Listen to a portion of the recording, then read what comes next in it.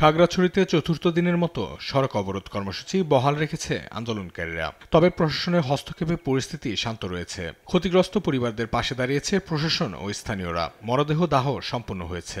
আস্থা ফিরিয়ে আনতে নেওয়া হচ্ছে নানা পদক্ষেপ। সেনাবাহিনীর জন্য যে আমরা এতটুকু আসতে পারছি, ওদেরকে কিভাবে ধন্যবাদ জানাবো তার ভাষা নেই।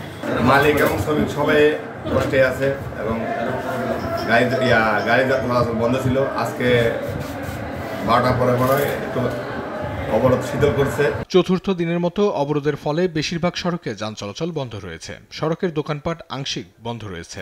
তবে কিছু রুটে যান চলাচল শুরু হওয়ায় ভোগান্তি কিছুটা কমেছে। আমাদের অফিসের টাকা, সদস্যদের গ্রাহকের টাকা 5,75,000 টাকা ছিল, ওই টাকা নিয়ে যায়।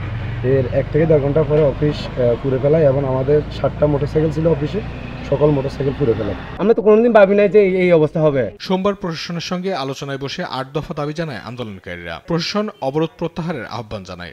গত কয়েকদিনে যা করলেন, আমার মনে হয় না এটা ম্যাচিউরিটি হইতে হয়েছে।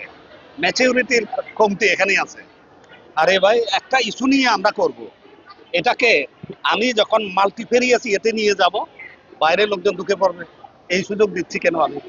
সুতরাং একটা ইস্যু নিয়ে থাকেন, অবজেক্টিভ ফুলফিল করেন। শান্তিপূর্ণ পরিবেশ বজায় রাখতে জেলা জুড়ে নিরাপত্তা জোরদার রয়েছে বলে জানান এই কর্মকর্তা। যে কোনো অনাকাঙ্ক্ষিত পরিস্থিতির জন্য আমরা রেডি আছি এবং আমরা আমাদের সর্বক্ষণিক পেট্রোল, টহল সবকিছুতে পূজা মণ্ডপ সহ ওভারঅল সব জায়গায় চলমান। সহানুভূতি, সহনশীলতা ও সংলাপের মধ্য দিয়ে পাহাড়ের প্রতিটি সংকটে শান্তিপূর্ণ সমাধান সম্ভব, এটাই এখন স্থানীয়দের একমাত্র প্রত্যাশা। অঙ্কন চৌধুরী, নিউজ ডেস্ক, দেশ টিভি।